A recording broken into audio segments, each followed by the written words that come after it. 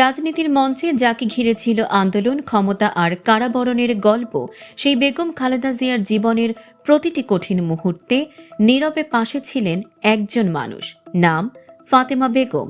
পরিচয়ে গৃহকর্মী, কিন্তু বাস্তবে ছিলেন ছায়ার মতো সঙ্গী। জীবনের শেষ দিন পর্যন্ত এভার কেয়ার হাসপাতালেও বেগম খালেদা জিয়ার পাশে ছিলেন ফাতেমা। আলোয় না থেকেও ইতিহাসের সাক্ষী হয়ে থাকা এই নীরব মানুষটিকেও শেষ বিদায় জানালেন খালেদা জিয়া। ভোলার সদর উপজেলার শাহমাদার গ্রামে জন্ম ফাতেমা বেগমের। ২০০৮ সালে স্বামীকে হারানোর পর দুই সন্তানকে নিয়ে জীবনের ভার কাঁধে তুলে নেন তিনি। কাজের সন্ধানে ঢাকায় এসে ২০০৯ সালে খালেদা জিয়ার বাসভবনে গৃহকর্মী হিসেবে যোগ দেন। সেখান থেকেই শুরু হয় ১.৫ দশকের এক অবিচ্ছেদ্য সহযাত্রা। কারাগারের অন্ধকার প্রকোষ্ঠ, গৃহবন্দিত্বের দীর্ঘ সময়, হাসপাতালের নিঃসঙ্গ রাত, সবখানেই ছিলেন ফাতেমা। ওষুধ খাওয়ানো, চলাফেরার সহায়তা, অসুস্থ শরীরকে আগলে রাখা, এসব তার কাছে শুধু দায়িত্বই ছিল না, ছিল সম্পর্কের দায়। ২০১৪ সালে মার্চ ফর ডেমোক্রেসি কর্মসূচির সময় গুলশানের বাসভবনের সামনে বালু ভর্তি ট্রাক দিয়ে পথ অবরুদ্ধ করা হয়।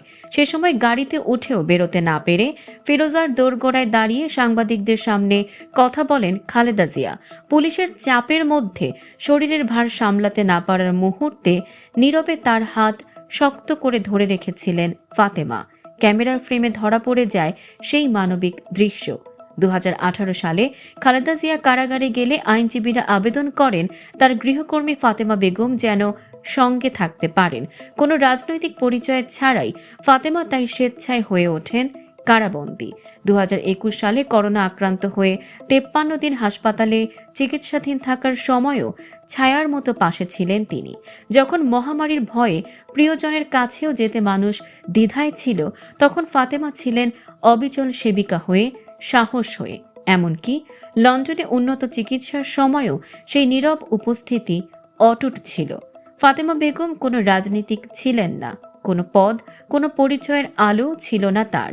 তবু ইতিহাসের সবচেয়ে কঠিন সময়গুলোতে তিনি ছিলেন খালেদা জিয়ার সবচেয়ে কাছের মানুষ।